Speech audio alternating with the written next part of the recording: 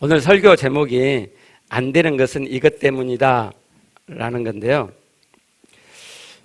하나님께서 성경 말씀에 기록해 놓으신 것은 되게 해 주시려고 기록하신 것이지, 안 되는데 야 자식들아 고생 좀 해봐라 라고 뻥치는 말씀은 아니죠. 그렇죠?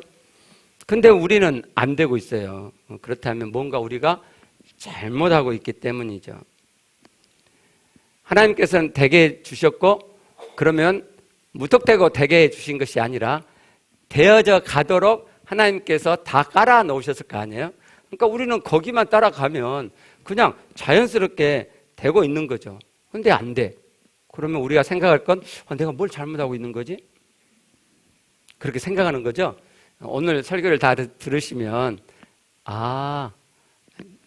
내가 이것을 안 했구나 라는 것을 아시게 될 거고요. 그리고 좀 놀라실 거예요.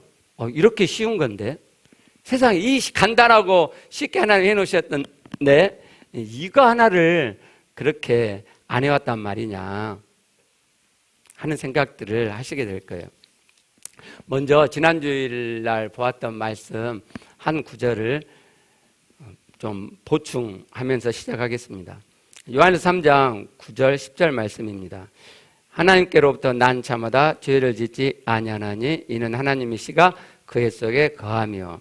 하나님 씨가 뭐냐 이런 논란이 있는데 그걸 명확히 하지 않더라도 이 말씀이 어떤 말씀인지 그냥 알죠.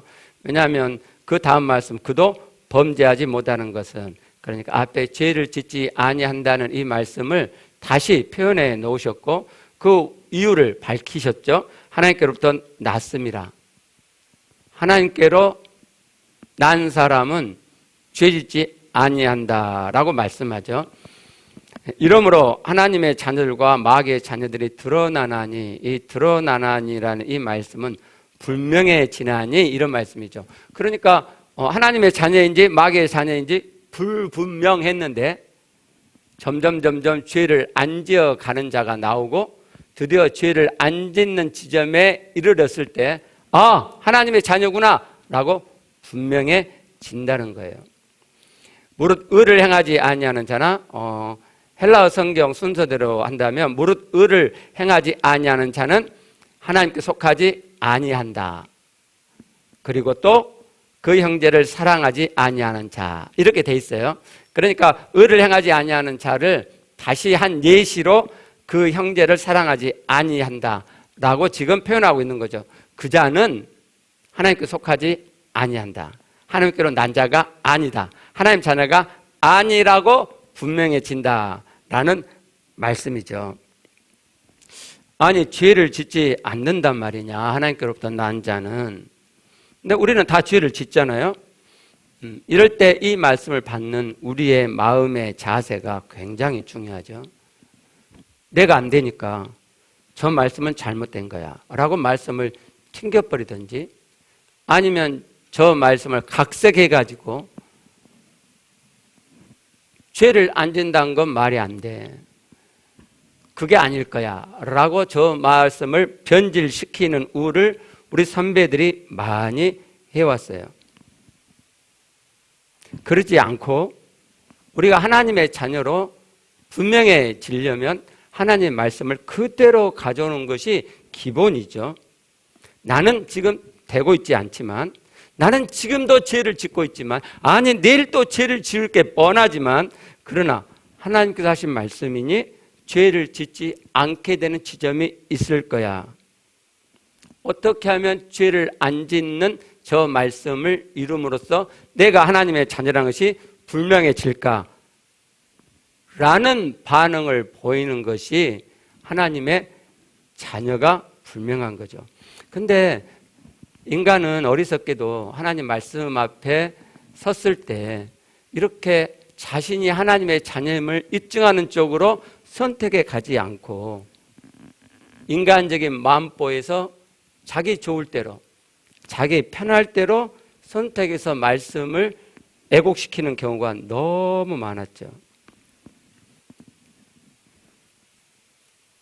보이시지 않으시는 영이신 하나님께서 당신을 우리 사람에게 나타내 보이시도록 하시는 방법이 몇 가지 있는데 그 중에 하나가 말씀, 율법이었죠. 하나님 안에 있는 진리를 사람들에게 나타내 보이실 때 하나님 안에는 하나인 진리를 사람에게 나타낼 때 사람의 개념으로 사람이 쓰는 언어로 표현하려 할 때 표현할 수 없는 게 있어요. 예를 들면 사랑과 공의, 하나님 안에서 하나예요. 하나는 하나라고요. 근데 사랑과 공의가 하나님 앞에 하나인 그 진리를 사람에게 나타내 보일 수가 없어요. 사람은 사랑, 공의가 반대적인 개념이니까. 그럴 때 하나님이 이 하나인 진리를 나누어서 사랑, 공의 이렇게 표현하시죠. 그래서 성경에 보면 어떨 때는 하나님이 사랑의 하나님 나타나고 어떨 때는 하나님이 공의의 하나님 나타나요. 그럴 때 우리는 어떻게 해야 되죠? 그 둘을 다 가져야죠. 100대 100으로 그 둘을 다 가져야죠. 구원도 그래요. 구원도 하나님 안에서는 하나의 진리죠. 그런데 그 하나인 진리를 사람에게 나타내 볼 때 사람이 이해할 수가 없어요. 그래서 둘로 나누셨어요. 그래서 성경에 보면 구원에 대해서 한 번 구원은 영원한 구원이야. 그런 말씀이 분명히 있고요. 또한 어떤 말씀들에서는 너 말씀 이루지 않으면 너 구원 못 돼. 라는 말씀도 분명히 있단 말이죠. 정상반된 말씀인데 구원에 대한 말씀이 이렇게 두 가지로 성경에 기록되어 있어요. 갈라디아서 5장 19절부터 21절을 보시면 육체 일은 분명하니 하고 죄의 목록들을 쭉 열거해요. 거기 보면 분쟁도 있고 시기도 있고 분열도 있고 이러잖아요. 술 취함도 있고 방탕함도 있고. 그런데 21절 끝에 보면 이런 일을 하는 자들은 하나님 나라를 유업으로 받지 못할 것이요. 어려운 표현 아니잖아요. 저런 죄를 짓고 있는 자는 하나님 나라를 유업으로 받지 못한다. 구원받지 못한단 말이잖아요. 명백하잖아요. 자, 이럴 때 내 구원이 취소될 것 같잖아요. 그죠? 나 구원 못 받겠네. 그럼 어떻게 해요? 저 말씀을 물탄다고요. 한 번 구원은 영원한 구원이라 라는 말씀도 100으로 가져오고 그리고 저렇게 말씀을 이루지 못해? 여전히 죄지요? 그럼 너 구원 못 받아? 라는 말씀도 그대로 가져와야 되는데 사람은 어리석기도 하고 굉장히 야가 빠졌죠. 그래서 어떻게 하느냐? 이 말씀 50, 이 말씀 50 가져갖고 그 둘을 합해서 100을 만들어요. 그럼 50으로 다운시킨 거잖아요. 이것도 물타갖고 다운시킨 거잖아요. 하나님 말씀의 의도는 그게 아니란 말이죠. 100대 100으로 가져오는 거죠. 100대 100 처음 들으신 분도 있으시겠구나. 죄를 지으면 구원 취소해요. 그게 100이에요. 한 번 구원은 영원한 구원이야. 그것도 100이에요. 뭔 말이냐 그러시겠죠? 그렇다니까요. 사랑과 공의도 뭔 말이야. 하나님 사랑이야 공의야. 헷갈리죠. 그럴 때 이것을 조화시키려고 하지 말고 그대로 가져온 거예요. 그대로. 그런데 이 구원의 말씀이 두 가지일 때 이걸 조화시킨다면 50대 50으로. 그러거나 또는요. 마음에 드는 말씀을 100으로 삼고 그럼 마음에 들지 않는 말씀은 버리는 거예요. 구원의 말씀 가운데 뭐가 마음에 드세요? 한 번 구원은 영원한 구원. 그래서 모두가 다 그걸 잡았고 죄 지으면 너 이런 죄 지어? 그럼 너 하나님 나라 유업으로 받지 못해 구원받지 못하는 말씀을 버렸어요. 최근에 들어와서는 감히 하나님 말씀을 버릴 수가 없잖아요. 그래서 어떻게 했느냐? 이 말씀을 한 번 구원은 영원한 구원이라는 말씀으로 이 말씀을 각색했어요. 그러니까 이런 거죠. 이 말씀은 믿지 않는 자들에게 하는 말씀이야. 우리는 예수님 영접했고 거듭났잖아. 그러니까 우리에게 해당되는 말씀은 한 번 구원은 영원한 구원이야. 갈라디아서 읽어보세요. 믿지 않는 자들에게 하는 말씀인가. 근데 이 말씀만 아니고 많죠. 오늘은 주제가 이게 아니기 때문에 딛고만 가는 말씀이라 여기까지만 말씀드리는데 말씀을 그대로 가져오세요. 100대 100으로. 그 자만이 하나님 앞에 갈 수가 있어요. 죄를 지으면 하나님 나라를 유업으로 받지 못해. 그러면 난 죄를 짓고 있는데 그럼 하나님 어떻게 해야 죄를 안 짓게 되는 거예요? 죄가 안 짓게 되는 지점으로 가려면 어떻게 가야 돼요? 라고 하나님께 여쭤보고 하나님의 인도를 받아서 하나님 말씀에서 그걸 알아가야죠. 근데 사람들은 정말로 제 설교를 듣고 있는 어떤 목사님이 지난 주일날인가 전화가 왔어요. 그 양반은 저한테 들은 이 말씀을 이렇게 막 만나는 목사한테 전한단 말이에요. 그랬더니 어떤 목사가 그러더래요. 예수 믿음으로 우롭게 됐지 뭔 그러더래요. 나한테 전화 왔어요. 아니 그렇게 이야기하는데 이거 어떻게 되는 거냐고. 이 칭은 그 믿음으로 우롭게 여김을 받았잖아. 칭함을 받은 거지. 그럼 칭함을 받은 자는 실제로 의로워지는 거야. 하나님 말씀은 하나라 그랬죠. 그렇죠? 그럼 이런 거란 말이에요. 하나님의 자녀가 됐어요. 신분을 획득했어요. 그럼 하나님은 어떠시냐면 하나님의 자녀가 된 자는 하나님의 자녀다운 길을 걸어가서 하나님의 자녀다워지는 것이 정상이에요. 정상. 하나님 마음에서는 그거 당연한 거예요. 근데 사람은 그 당연하지 않잖아요. 이것만 뚝 따먹고 말잖아요. 그렇죠? 하나님의 자녀가 됐어요? 구원 받았어요? 한 번 거는 영원한 거냐? 그것만 뚝 따먹고 이제는 지 마음대로 살아.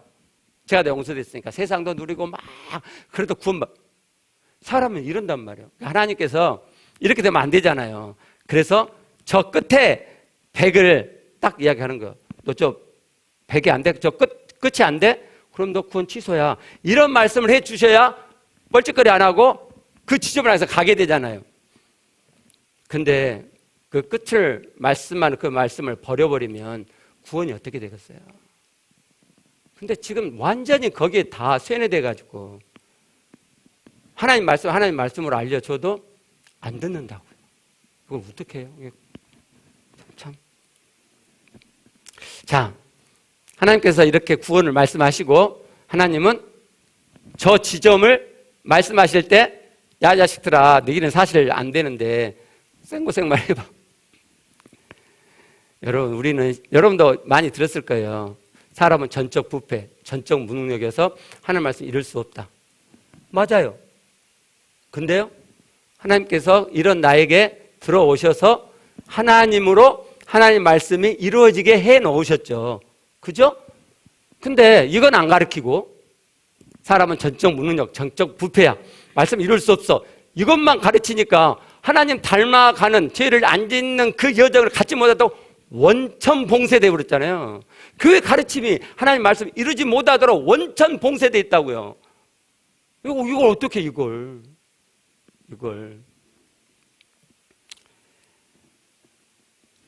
그럼 하나님 되게 주셨으면 돼야 되는데 왜 안 되죠? 뭐가 문제가 있죠? 뭐가 우리가 놓치는 게 있어요. 오늘 그걸 알려드릴 거예요. 들으시면 정말 어이가 없을 거예요. 이 쉽고 간단한 걸 우리가 안 해왔단 말인가. 제가 몇 년 전에요, 무릎이 좀 시큰거려서 복음원 원장님께 물어봤어요. 무릎이 시큰거려서 좀 계단 올라가기가 좀 불편하다고. 그랬더니 몇 가지 물어보더니 그러는 거예요. 노화 현상이라고. 노화 현상. 그 5년인가 6년인가 그랬거든요. 내가 벌써부터 노화 현상이 일어나? 그래서 이제 그 다음부터 무릎 관리를 좀 시작했죠. 막 걷는 것도 바쁘지만 시간 내서 일부러 걷기도 하고. 무릎 시큰거리는 느낌이 일어난 것이 증상이죠. 제 무릎이 노화로 들어가고 있다는 증상이잖아요. 언제부턴가 제 근육이 감쇄되고 있다는 징조를 제가 발견했어요. 그래서 이제 이거 증상이다. 그리고 근육 운동을 이제 해야 된다고 생각했는데 워낙 바빠서 근육 운동을 할 여유가 없는 거예요. 걷기는 어떻게 시간 내서 하는데 근육 운동은 할 여유가 없는 거예요. 그래서 이번에 겨울방학 때 이제 우리 자녀들하고 시간을 같이 했잖아요. 아침부터 저녁까지. 그래서 막 한 3시간, 4시간을 서서 애들을 도와줘야 할 것들이 있었어요. 피곤해. 아니, 4시간 지나고 피곤한 게 아니고요. 1시간이나 2시간 좀 지나려고 그러면 다리가 후들후들 한다는 건 좀 좀 과장이고요. 좀 더 이상 안 서 있고 싶어요. 막. 그래서, 이거 문제가 좀 심각하다. 그런 생각을 했어요. 그래서 근육 운동 꼭 해야겠다. 해가지고, 저희 집에 자전거 있거든요. 왔다 갔다 하면서 그래도 아직은 가끔 하려고 하고 있고요. 여러분 생각해 보세요. 설사에 증상이 없어. 설사 나오기 전에 배가 살살살 아프죠? 그죠? 그리고 더 많이 아프죠? 그리고는 곧 그럴 것 같잖아요. 그죠? 근데 그런 증상을 하나님이 안 두시고 갑자기 설사 막 배출되게 그렇게 하셨으면 난리 나불죠. 그럼 어떻게 하겠어요? 그래서 증상이란 건 너무너무 감사하고 좋은 거예요. 제가 일주일 전에 옆구리가요. 옆구리 속이 조금 찌릿한 느낌. 찌릿한 게 아니고요. 찌릿한 것 같은 느낌이 있었어요. 그래서 제가 하면서 이거 대상포진 시작인가? 라는 의문을 갖고 제가 며칠간 지켜보고 그랬어요. 며칠간 지켜보고 그 찌릿한 그 느낌이 더 자주 일어나고 좀 세지면은 피부과 가가지고 진단받으려고요. 왜 그러냐면 제가 15년 전인가 대상포진 한번 걸렸거든요. 그렇게 찌릿찌릿했는데 놔뒀다가 진짜 대상포진이 발생해가지고 그래도 심하지 않아서 않을 때 가갖고 다행인데 그래서 좀 증상이 조금 비슷하니까 대상포진인가 하고 제가 조심하게 되잖아요. 그래서 증상은요 너무너무 좋고 감사한 거예요. 증상을 무시하면 탈나죠. 그렇죠? 여러분 죄에도 증상이 있다는 거 아세요? 하나님이 죄에 증상을 두셨어요. 한번 보죠. 창세기 3장 16절을 보시면요. 범죄한 최초의 여자에게 이렇게 말씀하시죠. 내가 내게 임신하는 고통을 크게 더하리니. 그러니까 원래 사람은 임신할 때 고통이 있도록 하나님이 디자인하셨어요. 근데 범죄한 이후로 그걸 크게 더했어요. 크게. 견딜 수 없는 고통으로 크게 더하셨어요. 그래서 수고하고 자식을 낳도록 하셨어요. 그러니까 분만할 때 고통이 심한 건 이 세상은 하나님 없이 사는 세상이고 그래서 이렇게 분만할 때 통증이 엄청난 거야. 이 통증은 하나님 없이 사는 이 세상을 나타내 보이는 증상이라 이 말이죠. 17절을 보시면 남자에게 아담에게 이렇게 말씀하시죠. 너는 평생에 수고해야 그 소산을 먹으리라. 이 세상 사는데 수고가 있어요. 수고가. 힘들어. 막 땀나고 힘들어. 그건 이 세상은 하나님 없이 사는 세상이야 라는 것을 일깨워 알도록 해주는 증상이죠. 그리고 이것은 선악을 알게 하는 나무를 두신 하나님의 구원의 계획과 계획에 의해서 되어진 일이라는 걸 우리가 알죠. 하나님께서는 인생들이 하나님 없이 사는 악을, 나쁜을, 악이라는 말이 나쁜이라는 뜻이에요. 원래 히브리어로 나쁜을 경험하고 스스로 이건 나쁘네, 하나님과 함께 살아야겠네 라고 하나님과 함께 사는 생명을 선택하여 들어오도록 하는 것이 하나님의 구원의 계획이었잖아요. 그걸 지금 이렇게 실행하시는 거예요. 즉 나쁜을 두셨다 이 말이에요. 분만할 때 그 고통 나쁘지? 어떤 신호예요? 이 세상은 하나님 없이 사는 세상이야. 그러니까 하나님께로 와 하는 신호, 증상이라 이 말이에요. 너 머스마들아 이 땅에 사는데 너무너무 수고스럽지. 가족 먹여 사는데 너무너무 수고스럽지. 요즘은 남녀가 같이 돈벌이를 해서 좀 덜 할지 모르겠지만 돈 버는 자체가 이 세상이 힘들잖아요. 그것은 하나님 없이 사는 세상이야. 그러니까 하나님과 함께하는 삶으로 들어오라는 신호라 이 말이에요. 그러니까 우리 안에 일어나는 나쁜 어떤 증상들은 그렇게 살지 말고 하나님과 함께하는 조언으로 생명으로 들어와 살아라는 증상들이네요. 제가 신혼 때요. 우리는 신혼 때부터 힘들었잖아요. 그래서 이제 제 아내가 제가 아는 선배님이 제 설교를 듣고 인빈자비 하지 마라. 사모님 그렇게 이야기해라. 근데 차마 사모님이라고 말하기는 그렇죠. 그래서 제가 제 아내라고 그럴게요. 제 아내하고 신혼 때부터 힘들었잖아요. 그러니까 제 아내가 웃음기가 없어요. 제가 신혼 때를 이렇게 돌아보면 그리고 얼굴이 굳어 있어요. 그리고 드디어 우울이 이렇게 보이더라고요. 아, 이 양반은 우울하구나. 그래서 제가 뭐 때문에 그러냐라고 물어봐도 말을 안 해요.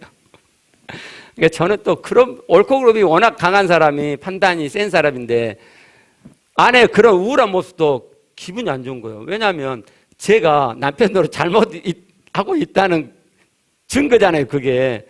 그래갖고 그것 때문에 못마땅하고. 자, 여러분, 이런 상황이 좋아 보이세요?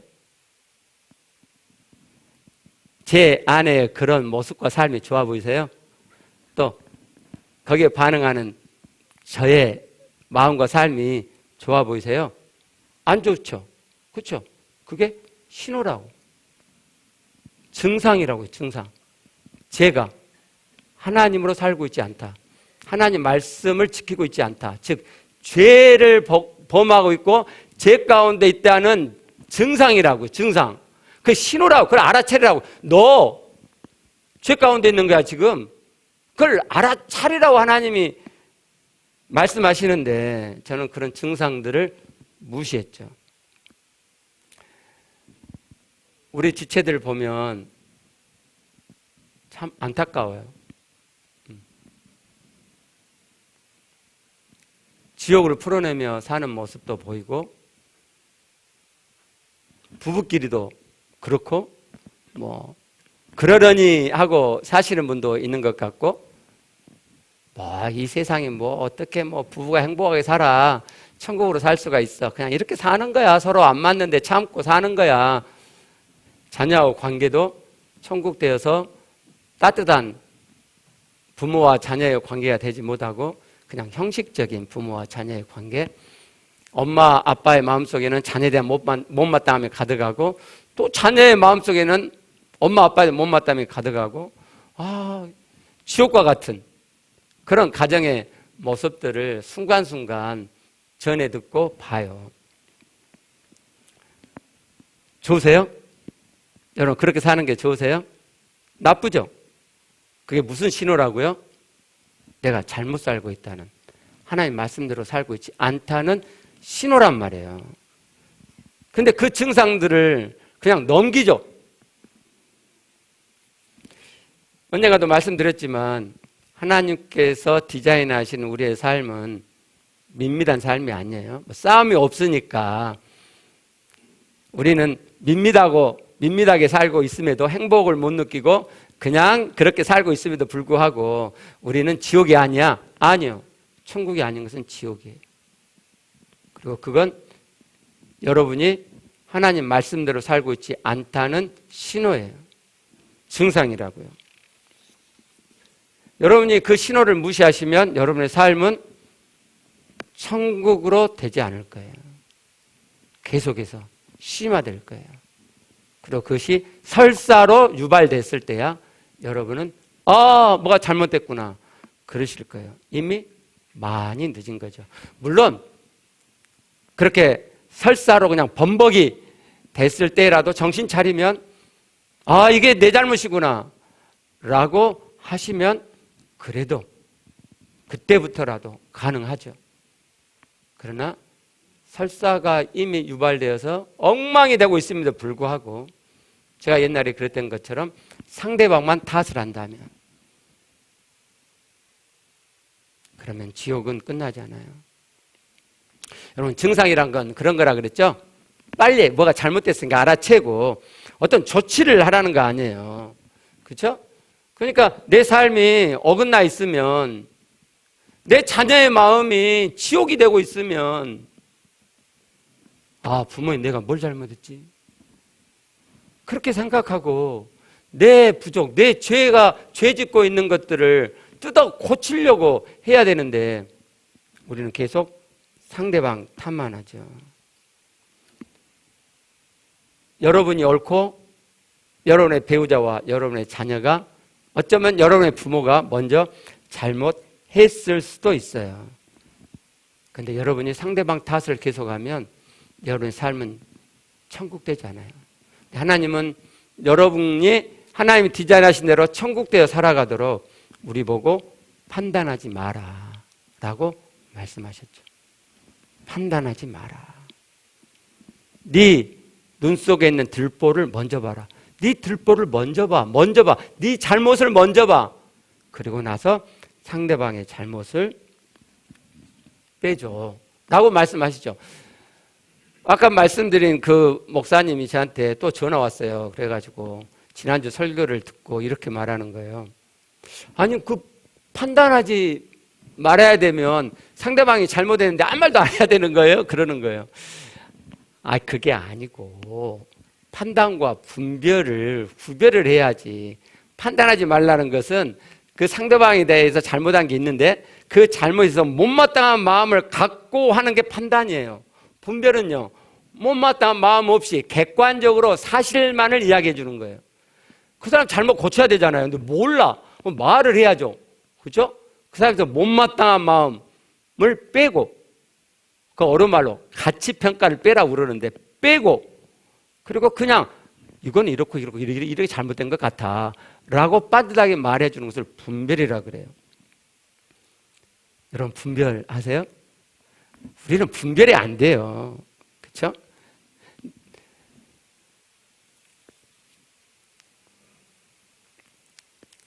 우리가 판단을 멈추지 않기 때문에 지옥의 삶, 사망의 삶이 멈추질 않아요. 어떤 분은 아까 말씀드린 대로 그렇게 생각할지 모르겠어요.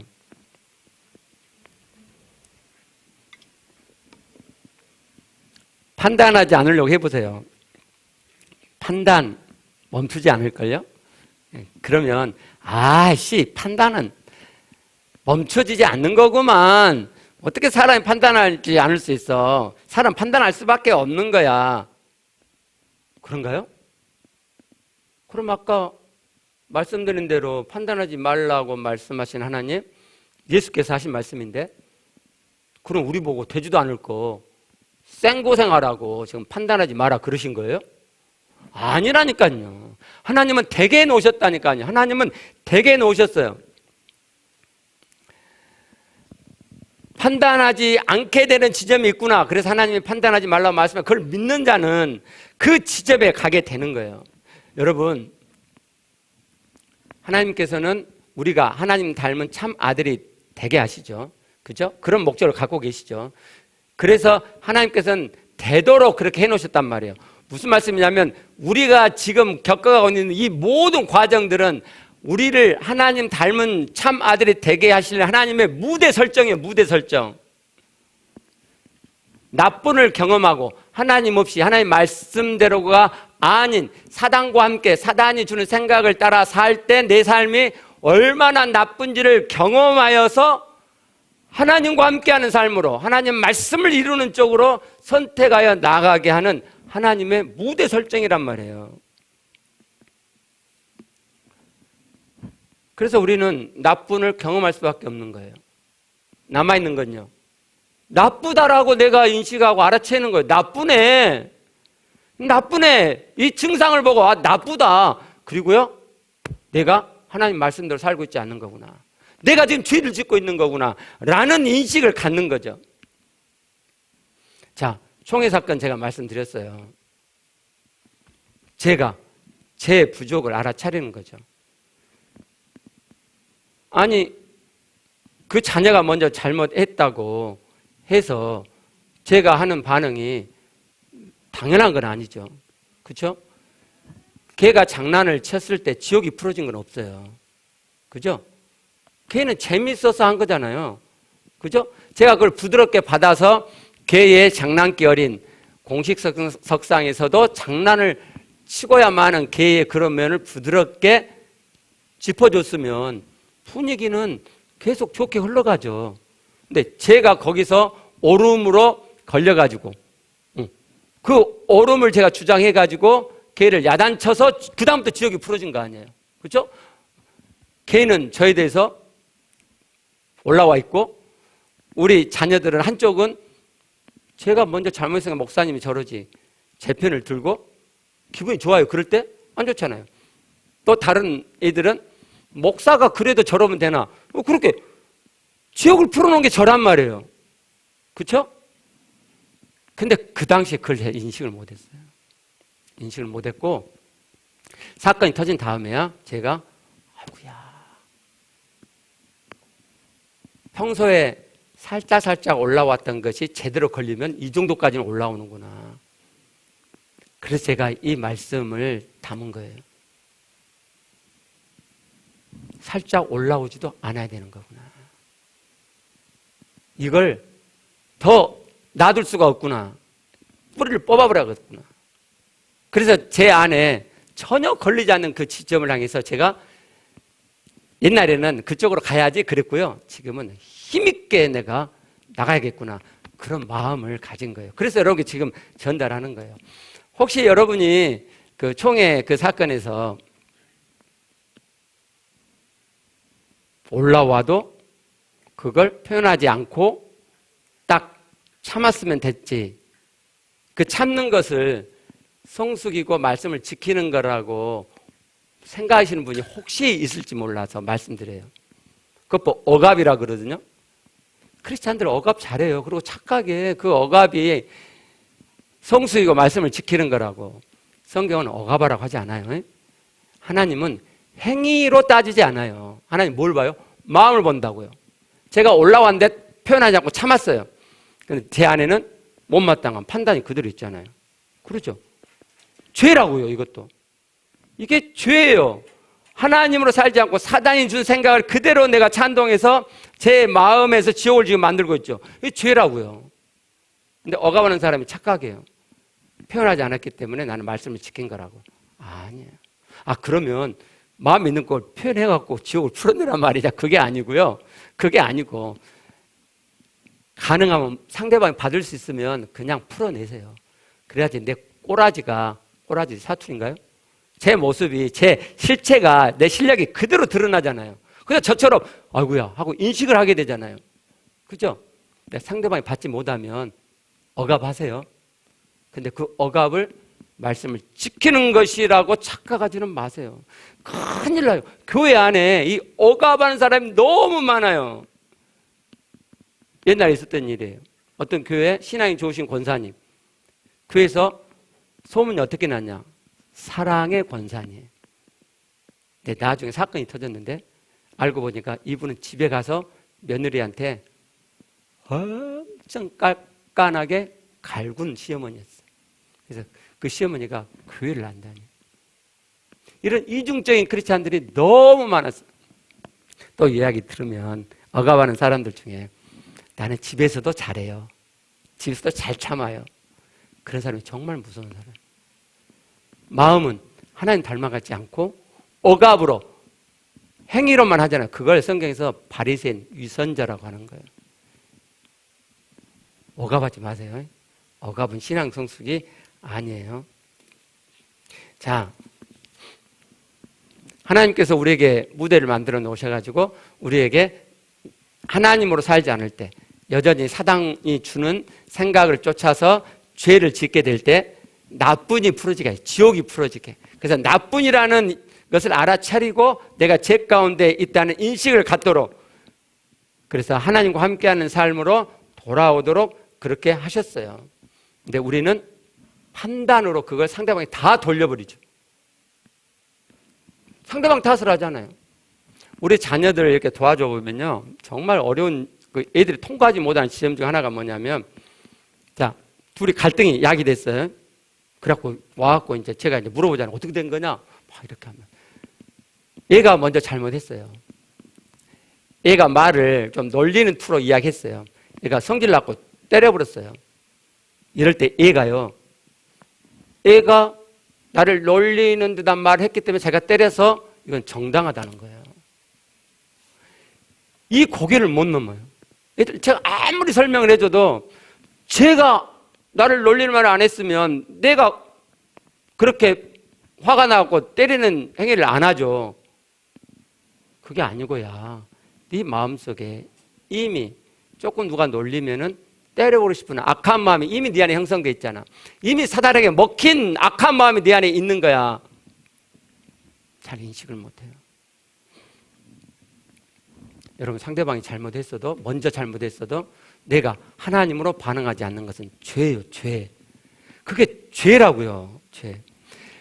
여러분, 이 세상의 풍조는 하나님으로 되어져 가지 않도록 하나님을 거스르는 풍조예요.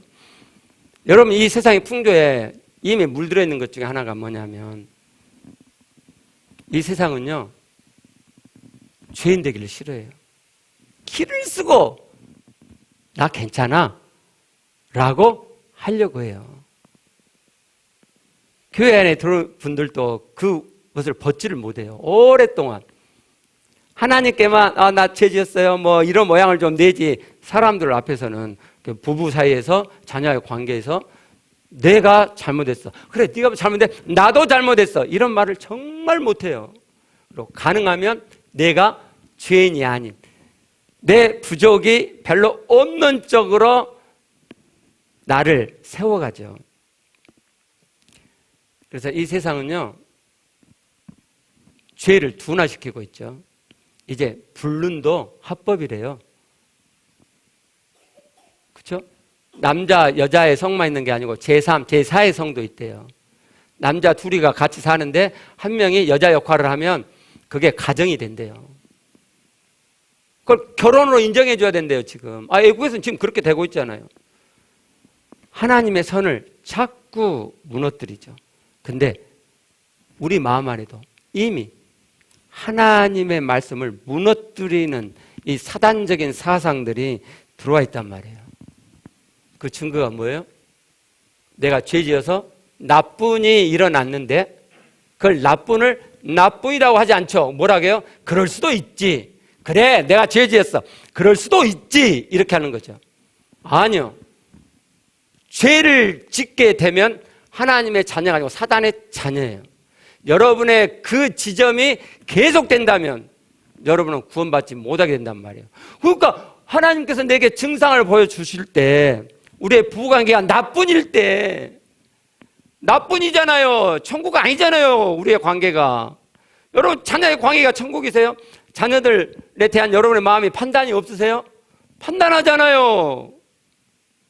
그 판단의 마음이 하나도 없도록, 내 자녀의 부족한 모습을 그대로 다 받아주도록 내가 죄를 하나도 안 짓는 하나님의 지점, 그렇게 하나님을 닮아가는 자가 되는 것이 하나님의 구원을 이루어가는 거라 이 말이에요. 그걸 이루도록 하나님께서 너 아직 그거 아니야. 그래서 너 봐봐, 나쁜이 있잖아. 너 부부관계 나쁘잖아. 너 자녀의 관계 나쁘잖아. 너 부모 관계 나쁘잖아. 너 옆에 지치와 관계 나쁘잖아. 천국이 아니잖아. 근데 우리는 천국이 아니어도 이 정도면 괜찮아. 우리는 싸우지 않아. 나는 화 안 냈어. 이미 사단이 이 세상에 뿌려놓은 풍조, 하나님 말씀을 불타는, 그래서 나를 좀 더 괜찮은 자로 만들려고 하는 사상이 이미 우리 안에 있단 말이에요. 그래서 하나님을 닮아가는 것이 안 되는 거예요. 이것 때문에 안 된다. 첫 번째는 바로 그거예요. 하나님이 나뿐이라는 신호를 우리에게 주셨는데 막 설사가 막 일어나고 있는데도 불구하고 내 잘못이야. 내 잘못이야. 그걸 안 해요. 그걸 안 돼. 어려우세요? 아니, 부부 관계가 천국이 안 돼요. 행복하지 않아. 싸우지는 않는데 그냥 그럭저럭 살아. 냉랭하게. 그게 나쁘다는 걸 모르세요? 인식이 안 돼도 되잖아요. 그죠? 저 사람이 먼저 시작했어요. 좋아요. 근데 냉랭한 것은 나도 죄 가운데 있기 때문이죠. 내가 하나님 말씀대로 이 사람을 용서하고 용납하고 이 사람을 판단하지 않고 이 사람을 내 몸처럼 사랑해주고 죽게 하듯이 복종하고 그렇게 하지 않기 때문이죠. 그렇잖아요. 내 죄 가운데, 저 사람이 먼저 잘못했어도 내 죄 가운데 있는 거잖아요. 그러면 내 죄를 인정하고 보라는 거잖아요. 그리고 하나님과 함께하는 삶으로 들어가려고 꼼지락 하라는 거잖아요. 근데 아예 내 잘못이란 말을 안 해요. 그러면